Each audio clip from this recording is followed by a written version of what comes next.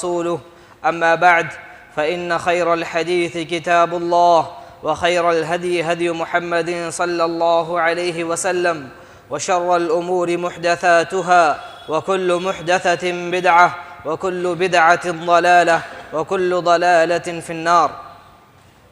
फ़अऊज़ु बिल्लाहि मिनश शैतानिर रजीम। बिस्मिल्लाहिर रहमानिर रहीम। या अय्युहल्लज़ीना आमनु इत्तक़ुल्लाहा हक़्क़ तुक़ातिहि व ला तमूतुन्ना इल्ला व अंतुम मुस्लिमून। या अय्युहन्नासु इत्तक़ू रब्बकुमुल्लज़ी ख़लक़कुम मिन नफ़्सिन वाहिदह व ख़लक़ मिन्हा ज़ौजहा व बस्स मिन्हुमा रिजालन कसीरन व निसाअ वत्तक़ुल्लाहल्लज़ी तसाअलून बिही वल अर्हाम इन्नल्लाहा काना अलैकुम रक़ीबा। या अय्युहल्लज़ीना आमनु इत्तक़ुल्लाहा हक़्क़ तुक़ातिहि वला तमूतुन्ना इल्ला व अंतुम मुस्लिमून। या अय्युहल्लज़ीना आमनु इत्तक़ुल्लाहा वक़ूलू क़ौलन सदीदा युस्लिह लकुम अअमालकुम व यग़फ़िर लकुम ज़ुनूबकुम व मन युतिइल्लाहा व रसूलहु फ़क़द फ़ाज़ फ़ौज़न अज़ीमा। मुहतरम बुज़ुर्गों, नौजवान साथियों, प्यारे बच्चों, नीज़ पर्दा नशीन माओं और बहनों, ये शाबान का महीना चल रहा है और आज शाबान की 14 तारीख़ है। गुज़श्ता हफ्ते शाबान की फ़ज़ीलत के ताल्लुक़ से गुफ्तगू हुई थी कि शाबान के महीने में अल्लाह के रसूल सल्लल्लाहु अलैहि वसल्लम एक अमल का खुसूसी एहतिमाम किया करते थे। वो अमल है रोज़ों का।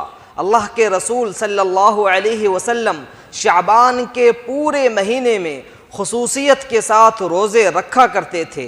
रमज़ान के बाद आप सल्लल्लाहु अलैहि वसल्लम जिस महीने में सबसे ज़्यादा रोज़े रखते थे वो शाबान का महीना है।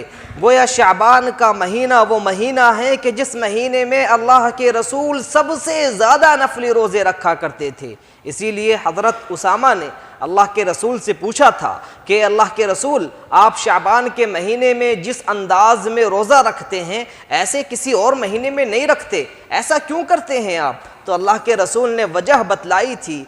वजह ये है कि शाबान के महीने में बंदों के अमाल अल्लाह के हुजूर पेश होते हैं। साल भर इंसान ने जो अमाल अंजाम दिए हैं, अच्छे अमाल हों या बुरे अमाल हों, वो सब के सब अल्लाह रब्बुल आलमीन के सामने पेश होते हैं। अल्लाह के रसूल ने फरमाया था कि मैं रोज़े रखता हूँ ताकि जब मेरे अमल अल्लाह के सामने पेश हों तो मैं रोज़े की हालत में हूँ।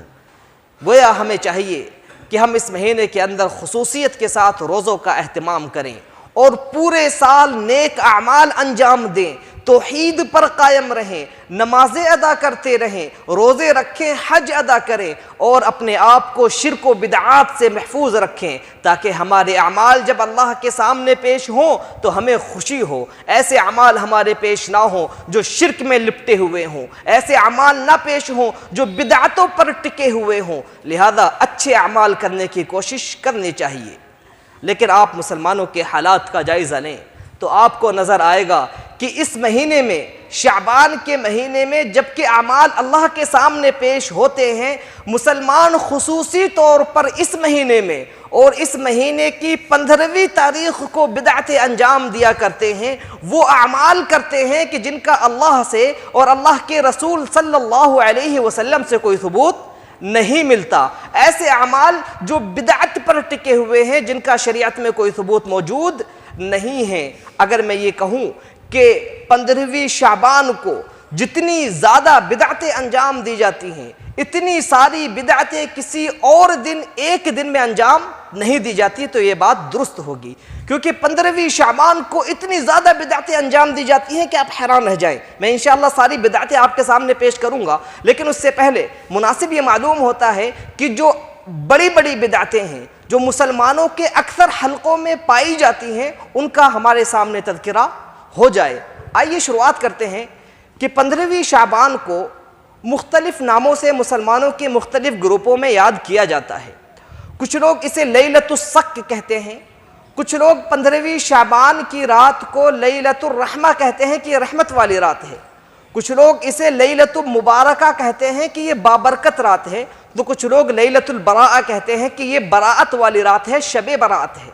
इन नामों में से मैं 2 नामों का आपके सामने खुसूसी तौर पर जिक्र करना चाहता हूँ।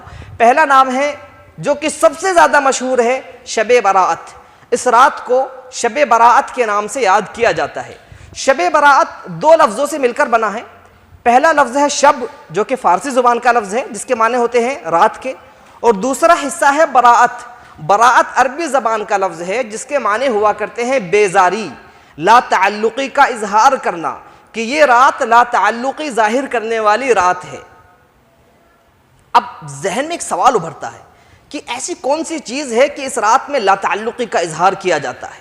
मेरे अजीज़ों, इस रात में ला ताल्लुक़ी का इजहार किया जाता है। इस चीज़ को जानने के लिए आप सुन्नियों में अगर ढूंढें तो नहीं मिलेगा। इस चीज़ की तलाश के लिए आपको राफिदियों में जाना पड़ेगा, शियों में जाना पड़ेगा, तो आपके समझ में आएगा कि किस एतबार से वो इस रात को शब बराअत कहते हैं। वो लोग इस रात में खुसूसी तौर पर हज़रत अबू बकर रज़ियल्लाहु ताला अन्हु और हज़रत उमर रज़ियल्लाहु ताला अन्हु से बराअत का इजहार करते हैं, इन लोगों से बेजारी का इजहार करते हैं, इन दोनों सहाबा से ला ताल्लुक़ी का इजहार करते हैं। इसीलिए इस रात को शब बराअत का नाम दिया जाता है। जबकि मुसलमानों की जो सुन्नी जमात हैं वो ये दावा करते हैं कि हम इस रात को शब बराअत इसलिए कहते हैं कि इस रात में अल्लाह लोगों को जहन्नम से बरी करता है, जहन्नम से आज़ाद करता है। उनके इस दावे की हकीकत के लिए ज़रूरी है कि हम अहादीस को छानें, अहादीस में देखें कि क्या अल्लाह के रसूल से कोई ऐसी हदीस मिलती है, कोई सही हदीस जिसके अंदर अल्लाह के रसूल ने बयान किया हो कि इस रात में लोगों को जहन्नम से आज़ाद किया जाता है। मेरे अजीज़ों, कोई एक भी सही हदीस ऐसी अल्लाह के रसूल से नहीं मिलती। बल्कि अगर आप अहादीस के ज़ख़ीरों को छान मारें, पूरी अहादीस की किताबों को पढ़ डालें, सही अहादीस को छोड़ें, आप ज़ईफ़ हदीसों में तलाश करें कि अल्लाह के रसूल ने कहीं एक जगह तो इस रात को शब बराअत कहा हो, लैलतुल बराअ का नाम दिया हो, तो आपको कहीं भी नज़र नहीं आएगा कि अल्लाह के रसूल ने इस रात का नाम लैलतुल बराअ रखा है। आइए दूसरे नाम की तरफ चलते हैं, जो कि मशहूर नाम है उलमा इकराम के दरमियान। इसे कहा जाता है लैलतुम मुबारका, कि ये बाबरकत रात है, और इसकी दलील कुरान से दी जाती है कि कुरान ने इस रात का नाम लैलतुम मुबारका रखा है।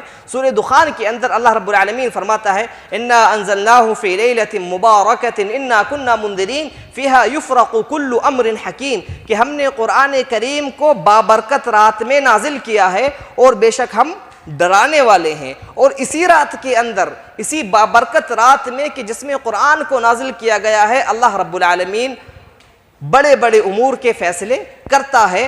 तकदीर इसी रात में लिखी जाती है, किस शख्स को क्या मिलना है, किसको किस चीज़ से महरूम होना है, किसकी ज़िंदगी रहेगी, किसकी ज़िंदगी ख़त्म होने वाली है, ये इसी रात में लिखा जाता है। इन लोगों का कहना है कि लैलतुम मुबारका जो अल्लाह ने कहा है, इससे मुराद शब बराअत है। आइए इनके इस दावे की तहकीक करते हैं। हम देखते हैं, अगर कुरान करीम को पढ़ें तो कुरान करीम ने सूरह दुखान में कहा कि कुरान को हमने बाबरकत रात में नाजिल किया।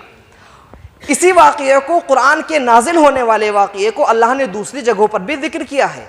आप 30वें पारे में सूरह क़द्र पढ़ें, पहली आयत आपको मिलेगी, अल्लाह फरमाता है इन्ना अंज़लनाहु फ़ी लैलतिल क़द्र, कि हमने कुरान करीम को शब क़द्र में, लैलतुल क़द्र में, क़द्र वाली रात में नाजिल किया है। कुरान के नाजिल होने का वाक़या एक है। एक जगह अल्लाह ने कहा बाबरकत रात, दूसरी जगह अल्लाह ने कहा क़द्र वाली रात। गोया पता चलता है कि इस कुरान को जिस रात में नाजिल किया गया है वो शब क़द्र है, और इसी रात का दूसरा नाम बाबरकत रात है, मुबारक रात है। और इसी रात के अंदर अल्लाह रब्बुल आलमीन तकदीर के फैसले करता है। और ये रात जो शब क़द्र होती है, ये शाबान के महीने में नहीं आती, ये रात कब आती है?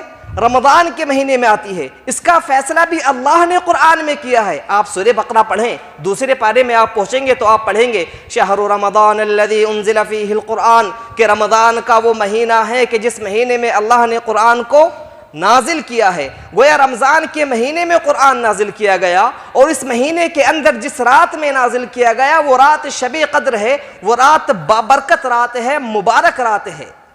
और ये मुबारक रात 15वीं शाबान नहीं हो सकती, ये शब क़द्र है। और शब क़द्र के अंदर ही अल्लाह रब्बुल आलमीन लोगों के तकदीर के फैसले करता है, ना कि आज की रात यानी 15वीं शाबान की रात में। अगर कोई ये अक़ीदा रखे तो ये अक़ीदा गुमराह कुन अक़ीदा है, कुरान के ख़िलाफ़ है। आइए एक कदम आगे बढ़ाते हैं। और बिदअतें इस रात में क्या अंजाम दी जाती हैं वो देखते हैं। ये रात शुरू होती है और रात के शुरू होते ही आप जगह जगह से पटाखों की आवाज़ सुनेंगे, आतिशबाजी आपको दिखाई देगी, लोग चिरागा करेंगे, अपने घरों को रोशन करेंगे, बिजली के बल्ब घरों पर लगाए जाएंगे, उन्हें रोशन किया जाएगा, मस्जिदों को रोशन किया जाएगा, मस्जिदों के ऊपर वो रंग बिरंगे बल्ब लगते नजर आएंगे। आइए देखते हैं कि क्या शरीयत ने इस चीज़ को रवा रखा है, क्या शरीयत में ये चीज़ साबित है या नहीं। सबसे पहले देखते हैं आतिशबाजी। आतिशबाजी की जाती है, आतिशबाजी के अंदर पैसा खर्च किया जाता है। मेरे अजीज़ों, ये पैसा जो हमारे पास मौजूद है ये अल्लाह रब्बुल आलमीन की तरफ से हमारे पास अमानत है, और कल क़यामत के दिन अल्लाह रब्बुल आलमीन हमसे सवाल करेगा, मिन ऐन इक्तसबहु व फीमा अनफ़क़ह, कि ये पैसा तुमने कहाँ से कमाया था और कहाँ खर्च किया। हम अल्लाह के सामने क्या जवाब देंगे कि तेरे दिए हुए पैसे को हमने फजूल खर्ची में खर्च कर दिया, तेरे दिए हुए पैसों में हमने आग लगा दी, पटाखा खरीदा और उसे फोड़ दिया। हम अल्लाह के सामने क्या जवाब देंगे। अल्लाह फरमाता है वला तुबद्दिर तबदीरा, कि फजूल खर्ची ना करो, इन्नल मुबद्दिरीन कानू इख्वान अश-शयातीन, कि फजूल खर्ची करने वाले ये शैतान के भाई हुआ करते हैं। और हमारी हालत है कि हम इस रात में खुसूसी तौर पर फजूल खर्ची करते हैं, खुद ही नहीं करते बल्कि अपने बच्चों को पैसे देते हैं, बच्चों से कहते हैं कि पटाखे लाएं, पटाखे फोड़ें, फुलझड़ियां जलाएं। मेरे अजीज़ों, हमें चाहिए था कि हम अपने बच्चों को सही तरबियत देते, उन्हें नेक काम की रहनुमाई करते, लेकिन हमने उन्हें गलत कामों की रहनुमाई की है। मेरे अजीज़ों, अल्लाह ने तो कहा था क़ू अनफुसकुम व अहलीकुम नारा, कि अपने आप को और अपने घर वालों को जहन्नम की आग से बचाओ, और हम अपने बच्चों को गलत तरबियत देकर गलत रास्ते पे लगाकर जहन्नम की तरफ ढकेल रहे हैं। इसके जिम्मेदार हम खुद हैं। मेरे अजीज़ों, ये शाबान की 15वीं रात में जो पटाखे फोड़े जाते हैं, इसके जहां बहुत सारे नुकसानात हैं, माली नुकसान हैं, वहीं जिस्मानी नुकसानात भी हैं। आपने कितने वाक़यात सुने होंगे कि पटाखाबाजी में किसी का घर जल गया, किसी की जान चली गई। मेरे अजीज़ों, इसलिए ज़रूरत है कि इस महीने के अंदर और ख़ास तौर पर 15वीं शाबान में होने वाली इस बिदअत को हम रोकें। एक सवाल जहन में उभरता है कि ये पटाखा फोड़ी कहाँ से आई, जब इस्लाम में इसका कहीं तसव्वुर ही मौजूद नहीं है, अल्लाह के रसूल ने कभी ये काम नहीं किया, सहाबा ने ये काम नहीं किया, तो आखिर मुसलमानों के अंदर ये काम आया कहाँ से, मुसलमानों ने क्यों ये काम शुरू कर दिया। आप इसके जवाब के लिए फिर से शियों के पास जाएं, राफिदियों के पास जाएं, तो वह आपको बतलाएंगे कि 15वीं शाबान को उनके 12वें इमाम पैदा हुए थे, उनकी पैदाइश की खुशी में वो आतिशबाजी किया करते हैं। मैं सुन्नियों से मालूम करूं कि भला आपके कौन से इमाम पैदा हुए थे जो आप 15वीं शाबान को आतिशबाजी करते हैं। और सिर्फ आतिशबाजी ही नहीं, चिरागा भी किया जाता है। कब्रिस्तान में जाते हैं लोग और चिराग जलाते हैं, घरों में चिराग रोशन किए जाते हैं। इसकी क्या हकीकत है, इस चिराग के पीछे क्या कहानी है, चिराग जलाने की क्या हकीकत है, इसके ताल्लुक़ से आप अगर जानना चाहते हैं तो आपको तारीख़ के वरक़ पलटने होंगे, पीछे की तरफ जाना होगा। आपको नज़र आएगा कि मुसलमानों के अंदर चिराग जलाने की जो बिदअत राइज हुई है ये मजूसियों से आई है। मजूसियों के अंदर एक ख़ानदान था, बरमकी ख़ानदान। ये ख़ानदान जब मुसलमान हुआ तो मुसलमान होने के साथ साथ इन्होंने अपने दिलों के अंदर आग की मोहब्बत बरकरार रखी, उस मोहब्बत को अपने दिल से ख़त्म नहीं किया। लिहाजा आपके सामने मैं वाक़या ज़िक्र करूँ, हारून रशीद से यहया बरमकी ने खाने काबा का तवाफ़ करते हुए कहा था कि ए हारून रशीद, आप खलीफतुल वक्त हैं, आप ऐसा क्यों नहीं करते कि खाने काबा के अंदर एक अंगीठी सुलगा दे, एक आग का अलाव जला दे, जो अलाव कभी बंद ना हो, वो आग हमेशा जलती रहे। ये ऐसा मुक़द्दस काम होगा कि आपसे पहले कभी किसी खलीफा ने अंजाम नहीं दिया है, इसका सेहरा आपके सर बंधेगा। हारून रशीद खलीफा समझदार था, वो जानता था कि ये यहया बरमकी है और बरमकी लोग मजूसी हैं, लिहाजा ये जो बात आग के तक़द्दुस की या खाने काबा के अंदर अंगीठी जलाने की कर रहा है, ये इसकी मजूसियत की रग है जो फड़क रही है। आपने वो काम नहीं किया। जब वापस अपने दारुस्सुल्तानत पहुँचे तो ऐसे लोगों का खात्मा करा दिया। मेरे अजीज़ों, ये चिराग जलाने का तसव्वुर इस्लाम में दूर दूर तक नहीं पाया जाता। ये तसव्वुर गलत तसव्वुर है। एक कदम और आगे बढ़ाते हैं, हम देखते हैं कि आज की रात में यानी 15वीं शाबान की रात में एक काम और बहुत धड़ल्ले से किया जाता है जो मुसलमानों के अक्सर हलकों में होता है, वो होता है हलवा खोरी का, हलवा खाने का। एक खुसूसी डिश है जो शाबान के महीने के लिए तैयार की गई है हलवे की।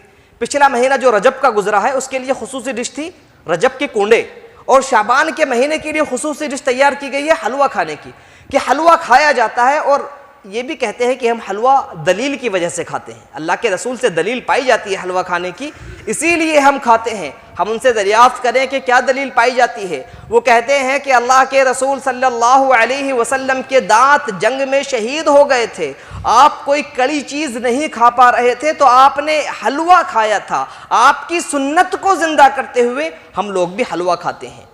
ऐसे लोगों से आप सबसे पहले ये पूछें कि आप किसी हदीस से साबित करें कि अल्लाह के रसूल ने हलवा खाया था। किसी हदीस से साबित नहीं कर सकते। दूसरी चीज़ ये मालूम करें कि कौन सी ऐसी जंग थी जिस जंग में अल्लाह के रसूल के दांत शहीद हुए थे। जवाब मिलेगा कि ग़ज़वा उहुद के अंदर अल्लाह के रसूल के दांत शहीद हुए थे। फिर आप तारीख़ की किताबों को पलट कर देखें, सारे मुअर्रिख़ीन का, सारे हिस्ट्री बयान करने वालों का इत्तिफ़ाक़ है कि ग़ज़वा उहुद शव्वाल के महीने में 6 तारीख़ को पेश आया था, और शव्वाल का महीना रमज़ान के बाद होता है, जबकि शाबान का महीना रमज़ान से पहले आता है। जब दांत शव्वाल के महीने में शहीद हुए थे तो हलवा आखिर 15 शाबान को क्यों खाया जा रहा है? अगर आप हलवा खाना ही चाहते हैं, अल्लाह के रसूल की सुन्नत पर अमल करना चाहते हैं जो आपके जहन में सुन्नत समझी जा रही है, तो आप भी पहले अपने दांतों को शहीद कराएं, उसके बाद अल्लाह के रसूल की सुन्नत पर अमल करते हुए हलवा खाएं।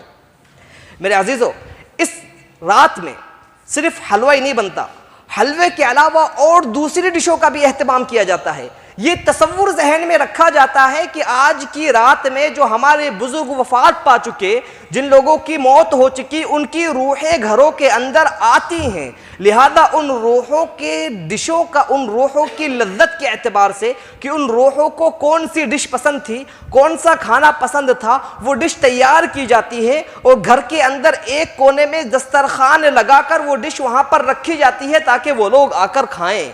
और आपको ऐसे वाक़यात मिलेंगे, लोग बयान करेंगे कि हमने अपने घर में देखा है कि हमने जो खाना रखा था वो खाना खा लिया गया, वो खाना ख़त्म हो गया, वो आखिर किसने खाया अगर रूहें नहीं आती हैं तो। ऐसे लोगों को आप जवाब दें कि अल्लाह रब्बुल आलमीन ने जिन्नातों और शैतानों को मुतय्यन कर रखा है लोगों को बहकाने के लिए।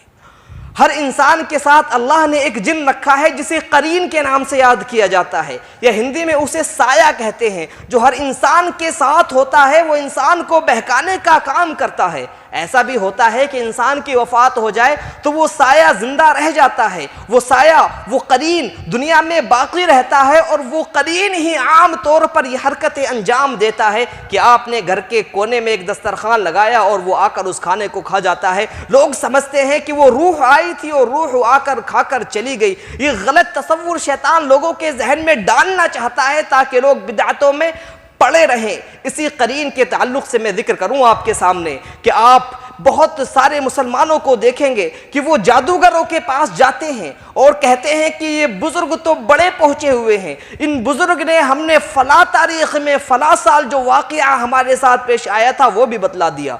होता यूं है कि कोई शख्स जादूगर के पास जाता है, जादूगर के पास जब पहुंचता है तो उसका करीन उसके साथ होता है, इंसान का करीन इंसान के साथ होता है, और जो जादूगर होता है वो जादूगर अपने करीन की खिदमत करके करीन को अपने ताबे कर चुका होता है। यानी जादूगर के साथ जो जिन था वो जिन उस वक्त तक राजी नहीं होता जब तक कि इंसान कुफ्र ना कर ले, तो उस शख्स ने उस जिन के ताबे होकर कुफ्र कर लिया है। वो जिन, वो करीन जो कराना चाहता था, जादूगर सब कुछ कर चुका है, लिहाजा करीन जादूगर के ताबे हो गया है। जादूगर जो कहता है करीन वो काम करने के लिए तैयार रहता है। जब कोई आम आदमी उस जादूगर के पास पहुंचता है तो वो जादूगर अपने करीन से कहता है कि इस आदमी के हालात मालूम करो, लिहाजा वो जादूगर का करीन जाता है और जो शख्स आया है उस शख्स के करीन के पास पहुंचता है, उससे मालूम करता है कि इसके कुछ ऐसे राज हमें बतला दो कि जिनको अगर हम इसके सामने बयान करें तो ये हमें बड़ा पहुंचा हुआ तसव्वुर करे। वो करीन एक दो राज की बात बतला देता है, फिर वो करीन आता है जो जादूगर का होता है, जादूगर से बतलाता है कि इसके अंदर इसने फला महीने में फला तारीख में इसके साथ ये वाक़या पेश आया था, ये फला जगह चक्कर खा के गिर गया था, फला जगह इसका एक्सीडेंट हो गया था। वो जादूगर के मुंह से जब इन बातों को सुनता है तो सोचता है ये तो बड़ा पहुंचा हुआ है, इसने बड़ी अजीम बात बतला दी है, ये तो कोई भी नहीं जानता था। मेरे अजीजों, ये शैतान के बहकाने का एक रास्ता है, जिस रास्ते का शैतान इस्तेमाल करता है और लोगों को बहकाता है। यही होता है आम तौर पर 15वीं शाबान को उन लोगों के साथ जो दस्तरखान लगाया करते हैं। एक और चीज अजीब सी आप ये देखें कि जहां ये तसव्वुर पाया जाता है कि रूहें घरों में आएंगी, वहीं कुछ लोग कब्रिस्तान भी जाते हैं मुर्दों के लिए दुआए मगफिरत के लिए। जब रूहें घरों को आ गई तो आप कब्रिस्तान करने क्या जा रहे हैं? कब्रिस्तान में क्या बचा? कब्रिस्तान में कुछ नहीं बचा, तो वहां क्यों जा रहे हैं? या तो आप इस तसव्वुर को बाकी रखें या इस तसव्वुर को खत्म करें कि रूहें घरों में नहीं आती हैं। वो लोग जो कब्रिस्तान जाते हैं वो कब्रिस्तान जाने की दलील देते हैं, कहते हैं कि हज़रत आयशा रज़ियल्लाहु ताला अन्हा की रिवायत है कि अल्लाह के रसूल 15वीं शाबान को कब्रिस्तान गए थे, और अल्लाह के रसूल से जब हज़रत आयशा ने पूछा कि आप कब्रिस्तान क्यों गए, तो अल्लाह के रसूल ने बतलाया था कि इस रात में अल्लाह रब्बुल आलमीन बनु कल्ब की बकरियों के बालों से ज़्यादा लोगों की मग़फ़िरत फरमा दिया करता है, लिहाजा मैं लोगों की मग़फ़िरत के लिए कब्रिस्तान गया था। मेरे अज़ीज़ों, ये रिवायत ज़ईफ़ है, ये रिवायत सही नहीं है, ये रिवायत अल्लाह के रसूल से साबित नहीं है, लिहाजा इसे बुनियाद नहीं बनाया जा सकता। अगर इस रिवायत को सही मान लें तो आप ज़रा ये बतलाएं, क्या अल्लाह के रसूल हर साल 15 शाबान को कब्रिस्तान जाते थे? अगर हर साल नहीं जाते थे, एक ही बार गए थे, तो क्या अल्लाह के रसूल सल्लल्लाहु अलैहि वसल्लम के बाद सहाबा इकराम हर साल कब्रिस्तान जाते थे? या कभी 15 शाबान को एक मरतबा सहाबा इकराम कब्रिस्तान गए हों? या अल्लाह के रसूल की बीवियाँ कब्रिस्तान 15 शाबान को गई हों? आप पूरी तारीख़ की किताबें, अहादीस की किताबें उठाकर देख लें, कहीं भी आपको नज़र नहीं आएगा कि सहाबा इकराम 15 शाबान को कब्रिस्तान गए हों। और वो लोग जो कब्रिस्तान जाते हैं वो कहते हैं हम अल्लाह के रसूल की इस हदीस पर अमल करते हैं, वो इसमें भी झूठे हैं। अल्लाह के रसूल तने तन्हा गए थे, अपने बिस्तर से उठकर कब्रिस्तान गए, उस हदीस के मुताबिक अगर उसे सही मान लिया जाए, तने तन्हा अल्लाह के रसूल कब्रिस्तान गए, अपनी बीवी को भी नहीं जगाया। और यहाँ लोगों की हालत है कि जत्थे बनाकर, ग्रुप बनाकर कब्रिस्तान जाते हैं, वहाँ पर ठेले भी लगे होते हैं, मेला भी लगा होता है, चिरागा भी हो रहा होता है, खूब रोशनी भी होती है। भला ये कौन सी अल्लाह के रसूल की सुन्नत है जिसको आप जिंदा करना चाह रहे हैं? मेरे अजीज़ों, इतनी खुराफातों के बाद अगर कुछ वक्त बचता है तो फिर ये लोग इबादत शुरू करते हैं।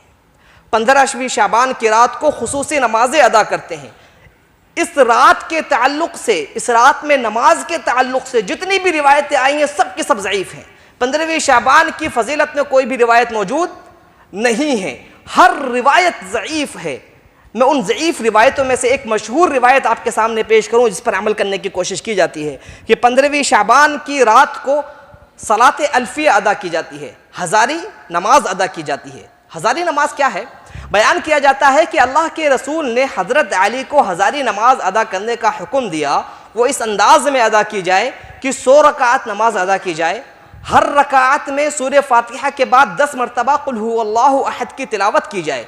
इस तरीके से 100 रकात में 10 मरतबा कुल हुवल्लाहु अहद की तिलावत हो तो 1000 मरतबा कुल हुवल्लाहु अहद मुकम्मल हो जाएगा और इस नमाज को हज़ारी नमाज का नाम दिया जाएगा। अगर कोई इस इबादत को करता है तो अल्लाह रब्बुल आलमीन उसकी जो भी ज़रूरत हो उसको पूरा कर दिया करता है। और लोहे महफूज में अगर अल्लाह ने उसे बदबख्त लिख रखा है तो उसे बदबख्ती को मिटाकर उसे नेक बख्त अच्छा आदमी लिख दिया जाएगा। और सिर्फ इतना ही नहीं बल्कि आने वाले साल में वो कुछ भी करे उसके गुनाह नहीं लिखे जाएंगे। ये इस नमाज की फजीलत है। मेरे अजीज़ों, इसको सुनकर ही आप ये कह सकते हैं कि ये रिवायत मन घड़त गढ़ी हुई अल्लाह के रसूल पर बहतान है, इस्लाम का इससे दूर दूर तक कोई वास्ता नहीं है। लिहाजा इब्नुल जोज़ी रहमहुल्लाह ने इस रिवायत को मौदूआत में मन घड़त रिवायतों में जिक्र किया है। और सिर्फ यही नहीं बल्कि मुल्ला अली कारी जो कि हनफी आलिम हैं, उनका कहना है कि इस रिवायत के ताल्लुक़ से जितनी भी तुरुक आए हैं, जितने रास्तों से भी रिवायत आई है, वो सब के सब ज़ईफ़ और मौजू हैं, कोई भी सही नहीं है। आगे मुल्ला अली कारी कहते हैं कि ये नमाज जो सलात अल्फिया है ये आखिर मुसलमानों में आई कहाँ से। वो कहते हैं कि बैतुल मक़दिस के अंदर 448 हिजरी में कुछ मजूसी लोग मुसलमान हुए, तो उन लोगों ने इस नमाज की शुरुआत की। उनका मकसद ये होता था, वो चिराग जलाते थे और चिराग जलाकर सामने रख देते थे और उसके बाद उस चिराग के सामने खड़े हो जाते थे लंबी लंबी रकातें अदा करने के लिए कि हर रकात में 10 मरतबा सूरह फातिहा पढ़ें, लंबी लंबी रकात 100 रकात अदा करें ताकि ज़्यादा देर तक चिराग के सामने खड़े रह सकें, आग की परस्तिश हो सके। उन लोगों ने इस जैसी नमाजों की शुरुआत की थी। और आज सुन्नी मुसलमान जो इस हकीकत से नावाकिफ़ हैं, इस चीज़ के अंदर पड़े हुए हैं, ज़रूरत है इस बात की कि हम सही इल्म लोगों तक पहुँचाएँ। मेरे अजीज़ों, ये रात ख़त्म होती है और भी बहुत सारी बिदअतें इस रात में अंजाम दी जाती हैं। अगला दिन आता है तो दिन में 15वीं शाबान को रोज़े का अहतमाम किया जाता है। पूरे दिन लोग रोज़ा रखते हैं। कोई कहने लगेगा, कोई कह सकता है कि अभी आपने बयान किया था कि अल्लाह के रसूल शाबान के पूरे महीने में रोज़ा रखते थे, अगर कोई 15 तारीख को रोज़ा रख ले तो क्या हर्ज है। मेरे अजीज़ों, अल्लाह के रसूल सल्लल्लाहु अलैहि वसल्लम ने शाबान के महीने में पूरे रोज़े रखे हैं, यानी ज़्यादातर रोज़े अल्लाह के रसूल ने शाबान के महीने में रखे हैं। अल्लाह के रसूल की आदत थी कि वो 13, 14 और 15 चांद की इन 3 तारीख़ों में रोज़े रखते थे। अगर कोई अल्लाह के रसूल की सुन्नत पर अमल करते हुए 13, 14, 15 का रोज़ा रखे तो उसका यह अमल दुरुस्त है। अगर कोई शाबान के महीने में रोज़े रखते चला आ रहा है, उसके बाद 15 तारीख को रोज़ा रखे तो उसका यह अमल दुरुस्त है। लेकिन अगर कोई शख्स रोज़े रखता ही नहीं है, सिर्फ 15वीं शाबान को रोज़ा रख रहा है इसलिए कि ये दिन बाबरकत दिन है, ये शबे कदर का अगला दिन है, ये मुक़द्दस दिन है, इसीलिए इस दिन रोज़े का एहतमाम कर रहा है, तो हम कहेंगे तुम्हारा ये अमल बिदअत है। इस अमल को इस नियत के साथ कभी अल्लाह के रसूल ने अदा नहीं किया, कभी किसी सहाबी ने नहीं किया, कभी अल्लाह के रसूल की किसी बीवी ने नहीं किया, कभी किसी ताबई ने नहीं किया, कभी तबे ताबईन ने नहीं किया, किसी ने भी इस अमल को इस अंदाज में अदा नहीं किया। लिहाजा 15वीं शाबान का खुसूसी तौर पर रोज़ा रखना ये बिदअत है। मैंने शुरुआत में कहा था कि इस रात में जो बिदअतें अंजाम दी जाती हैं उनको इंशाअल्लाह आपके सामने बयान करने की कोशिश करूँगा। 30 बिदअतें तकरीबन हैं, मैं उनको आपके सामने पढ़कर सुना देता हूँ ताकि आपके भी ये चीज़ आपके लिए वाज़ेह हो जाए। पहली चीज़ है 15वीं शाबान की रात को खुसूसी तौर पर गुस्ल करना, 15वीं शाबान की रात को चिरागा करना, 15 शाबान की मुनासिबत से कब्रों की सफाई सुथराई करना, 15 शाबान की रात को हलवा खोरी करना, 15 शाबान की रात को बेवा खातून का अपने मरे हुए खाविंद के लिए बन संवर कर बैठना, 15वीं शाबान की रात को घर के अंदर किसी हिस्से में बिस्तर लगाना इस नियत से कि मुर्दे की रूह आकर आराम करेगी, 15वीं शाबान की रात को मरे हुए शख्स की खातिर उसकी पसंद के मुताबिक दस्तरखान घर के एक हिस्से में चुनना इस नियत से कि रूह आकर खाएगी, 15वीं शाबान की रात को कब्रों पर जाकर नारे तकबीर बुलंद करना, 15 शाबान की रात को खुसूसी तौर पर कब्र की ज़ियारत को जाना, 15 शाबान की रात को हज़ारी नमाज अदा करना, 15 शाबान की रात की मुनासिबत से खुसूसी तौर पर कुरान की तिलावत करना, 15 शाबान की रात को मस्जिद में इकट्ठा होकर इज्तिमाई इबादत करना, 15 शाबान की रात को महल्ले के इमाम को घर से अपने मरे हुए किसी अजीज़ के नाम पर रुपए, पैसे और उम्दा पकवान के साथ अलविदा करना, 15 शाबान के दिन को खुसूसी रोज़ा रखना, 15 शाबान की रात को शबे कदर का नाम देना जिसका सबूत किताब और सुन्नत में कहीं नहीं है, 15 शाबान की रात को शबे बराअत का नाम देना जिसका किताब और सुन्नत में कहीं सबूत नहीं है बल्कि अहले बिदअत ने यह नाम दिया है, 15 शाबान की रात को खुसूसी दीनी मजालिस का अहतमाम करना, 15 शाबान के दिन को खुसूसी रोज़ा रखना और पूरे माह किसी और दिन रोज़ा ना रखना, 15 शाबान की मुनासिबत से आपस में हदिये और तोहफ़े का बदलाव करना, 15 शाबान की रात को आतिशबाजी करना, बिजली और कुमकुमे का खूब अहतमाम करना, पटाखे फोड़ना, सदका व खैरात का अहतमाम करना, 15 शाबान को दुआ करना इस नियत से कि आज की रात दुआ रद्द नहीं की जाती। सूरह दुखान में मौजूद लैलतुल मुबारका से मुराद 15 शाबान की रात को लेना, यह अक़ीदा रखना कि साल भर की तकदीर 15 शाबान को मुतय्यन होती है और अहम उमूर का फ़ैसला होता है।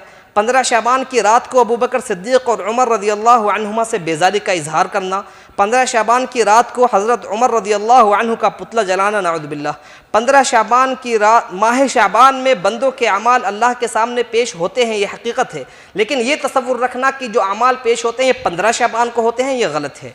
15 शाबान की रात की मुनासिबत से उलमा इकराम की दावत करना और खाने से फारिग होकर इज्तिमाई शक्ल में मेज़बान के लिए हाथ उठाकर दुआ करना, ये सारे उमूर हैं जो मुख्तलिफ़ इलाक़ों में इस रात को अंजाम दिए जाते हैं और ये सारे के सारे बिदअत पर मुश्तमिल हैं। अल्लाह रब्बुल आलमीन से दुआ है कि अल्लाह रब्बुल आलमीन बिदअत से हमारी हिफाजत फरमाए, अल्लाह रब्बुल आलमीन हमें सुन्नत पर अमल करने वाला बनाए, अल्लाह रब्बुल आलमीन शिर्क से और शिर्क की छोटी बहन बिदअत से सारे मुसलमानों की हिफाजत फरमाए, अल्लाह रब्बुल आलमीन हमारी दुआओं को कबूल फरमाए, अल्लाह रब्बुल आलमीन जो बीमार हैं उन्हें शिफाए कामिल आजिल आता फरमाए, जो मक़रूज़ हैं अल्लाह रब्बुल आलमीन उनकी कर्ज़ की अदायगी के फ़ैसले फरमाए, जो बेरोज़गार हैं अल्लाह रब्बुल आलमीन उनकी रोज़ी रोटी के उनके रोज़गार के बंदोबस्त फरमाए। आमीन। व आखिरु दावाना अनिल हम्दुलिल्लाहि रब्बिल आलमीन।